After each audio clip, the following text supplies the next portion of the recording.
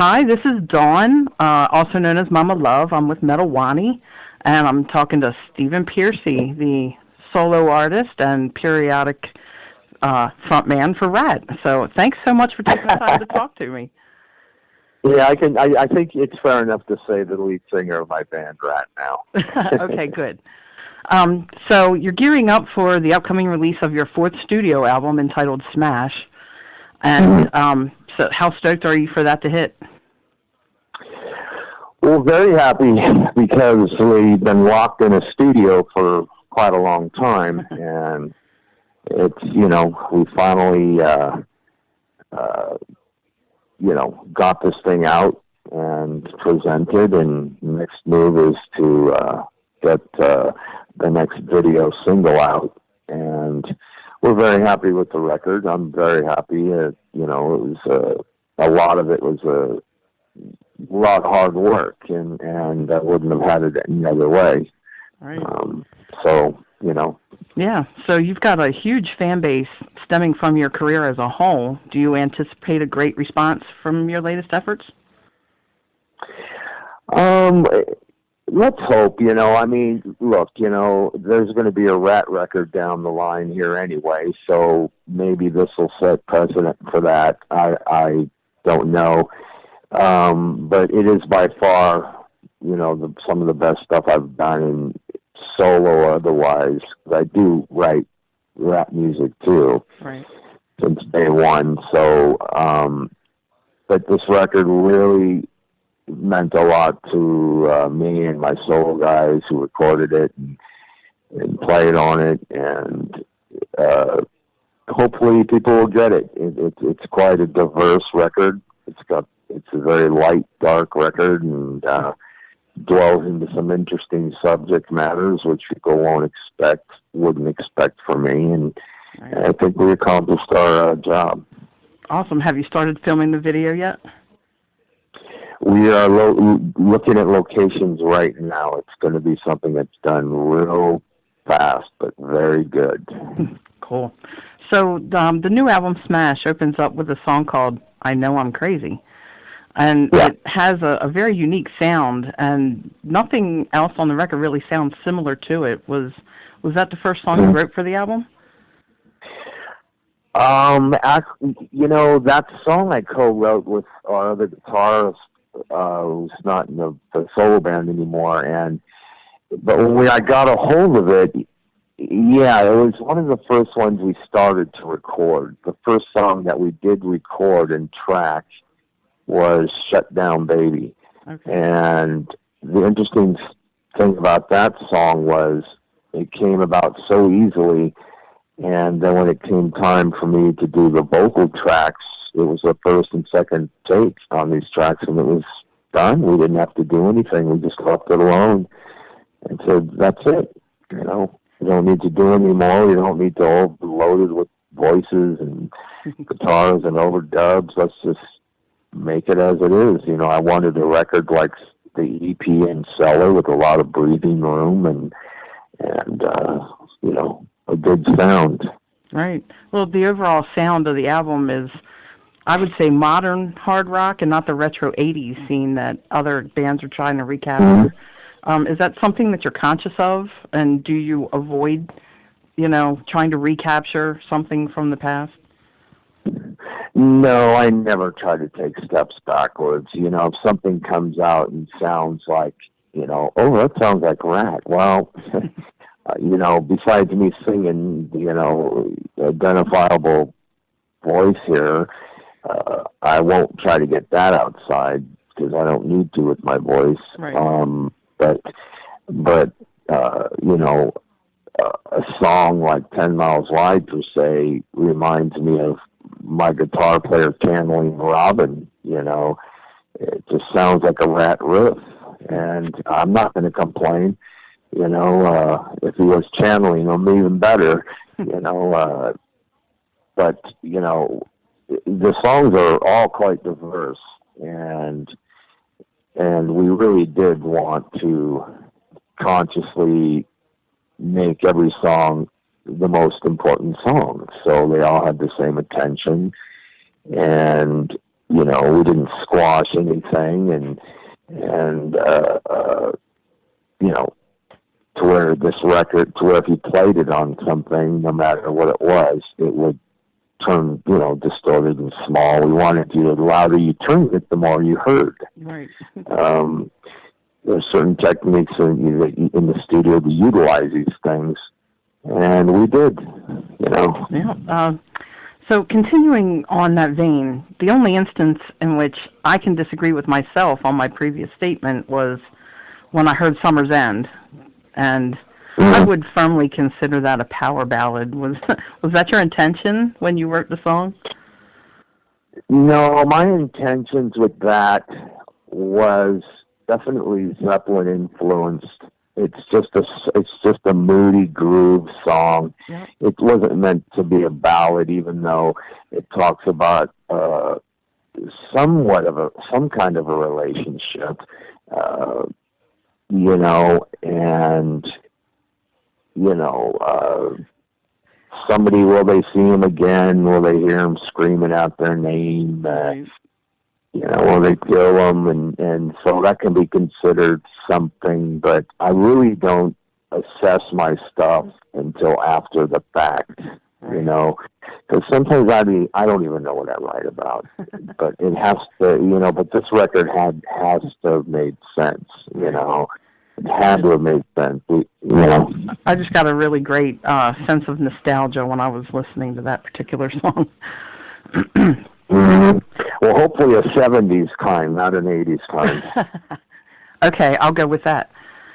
Yeah, Rat never really did ballads. I think we did I Want to Love You Tonight, and I did Giving Yourself Away with Diane Warren and Desmond Child.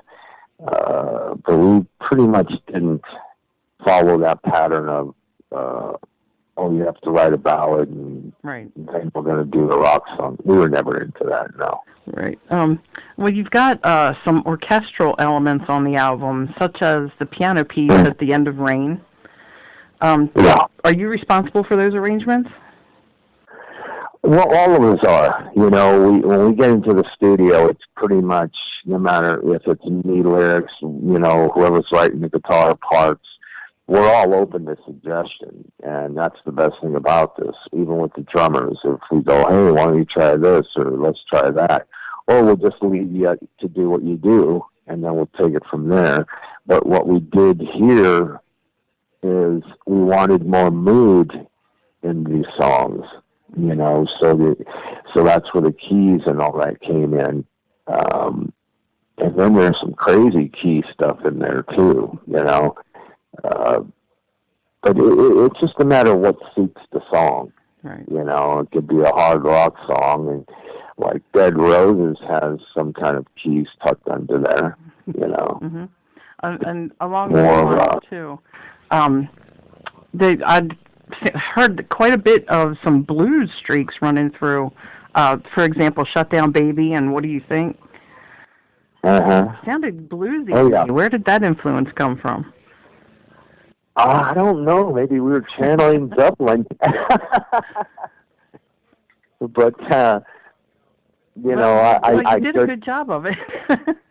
Yeah, well, I couldn't tell you, because once we get into the mode of writing, and we just go. We don't think about what it is or what it's going to turn out. We just make sure we get most of it down, and then we work with it from there and put the pieces together. And then, you know, I'll do maybe a scratch vocal, or maybe I won't. You know, the way I used to do with Rat is, I know what I'm singing, just make sure you play it. And then I can sing over it. But you're right, there's a lot of variables. Well, Beau Hill did the first single, I Can't Take It. He did the first verse and single on Smash, and that's where the whole process actually started. I didn't have the Frontiers Association until after the fact. Right. And so, but I did want to keep that song, and they wanted to keep it, and so we pretty much used his schematic on there to get to the record, it's Matt and myself producing, and everybody putting in their 2 cents. Okay. Well, I noticed on your website you list a lot of concert appearances that you've been doing recently and coming up. Yeah. I noticed that the appearances, the way they're listed, they're mixed between Stephen Pearcy solo dates and appearances with RATT. Such as like here you coming to Baltimore for M3 Festival in May. Yeah. So what is the difference between a Pearcy solo show and a RATT show? Well, my solo shows, they're much more aggressive shows, Mm-hmm. For the most part. They're 2 different animals. They're quite different. The solo shows are a lot rowdier. They're more intense, and they're more fun oriented just because we can. Right. A RATT show is pretty much a formulated thing that we step outside of the box here and there, and we do this and that, but it's pretty much has its own way of writing, recording, and performance, and that's just the way it is, because you get those guys, the same guys together after all these years. It's like you're still riding that same bike, It's just like, how do we make this a better, faster, leaner bike, Right. Do you create different set lists depending on the billing of the show? Yes, of course. Yeah. Some places you can't play an hour and a half, and some places you can only play an hour. And so, yeah. Speaking in terms of RATT versus solo, how much of an influence have the legal issues between you and Bobby Blotzer over the RATT name have on your touring? None whatsoever. The dust is settling. We're going out and doing our thing, and I hate talking about it because I'm not into it. I leave that to lawyers and the system to deal with, and they pretty much stepped up and said what they had to say, and which just put the shoes back on our feet. And it's all that matters, because now we could actually utilize, right. our work. I mean, we're the songwriters. We were just out there in like 2000, what is it? Not even more than 3 years ago. Yeah. So, So is the issue coming to a close now? Oh yes, thank God. Good. Yeah. Glad to hear it. So it is actually your intention to reclaim the RATT name and write and tour exclusively as part of RATT? Oh, 100%. I think it's already there, and they should be referring to themselves as a former member. But, some people just don't give up regardless of what a judge or court says. There's still some things to take care of, but, that's what lawyers are for. I concern myself with Smash right now and the next chapter. I can't get bogged down with, something that Carmen's going to deal with anyway, Right. Will you be maintaining your solo career as well? Sure, except I'll give, respect to each his own. These Smash shows will probably wind up around July, and the RATT stuff will probably start right after that. Great. Besides the few shows that we'll do here and there, Right. Yep.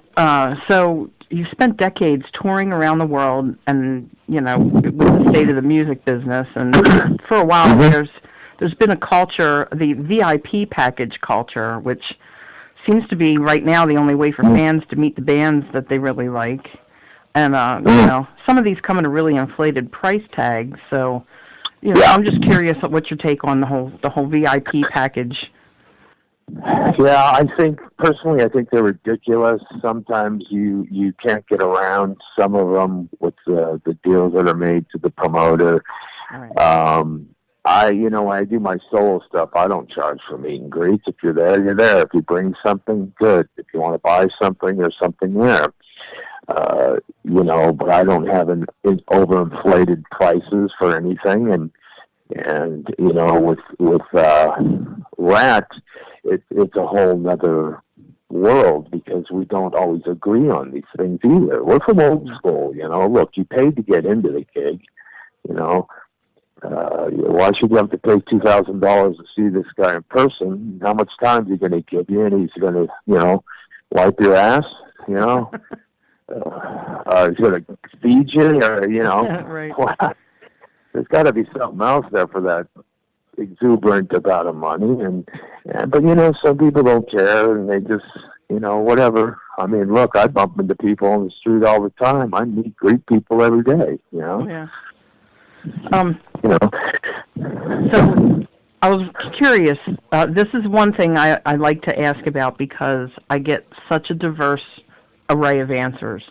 But when your career took off in the 80s, that was about the time that, the whole diversity in music took hold in metal and the concept of subgenres was established. So correct. Is there any specific subgenre under which you would categorize yourself at this point in time? Well, certainly not hair metal. I don't really think hair metal is something that is still around at this point. You'd be surprised somebody just threw it around again in an interview, and I was like, well, yeah, we got hair still, so I don't know if that's good or bad. But, we're just a rock band, I'd like to be referred to as a rock band. We're a rock band. I'm not a metal band. Even when we were in the beginning, I was calling my band fashion rock, stun metal, these crazy titles, and then we just said, no, we're RATT and roll. We'll create our own, Mm-hmm. Sounds good to me. But as far as I'm concerned, it's just rock music, Yep. Excellent. So, closing out, there's one question, again, that I always like to ask anyone that's got new music coming out. So, if you could, describe the sound of your new record in one sentence.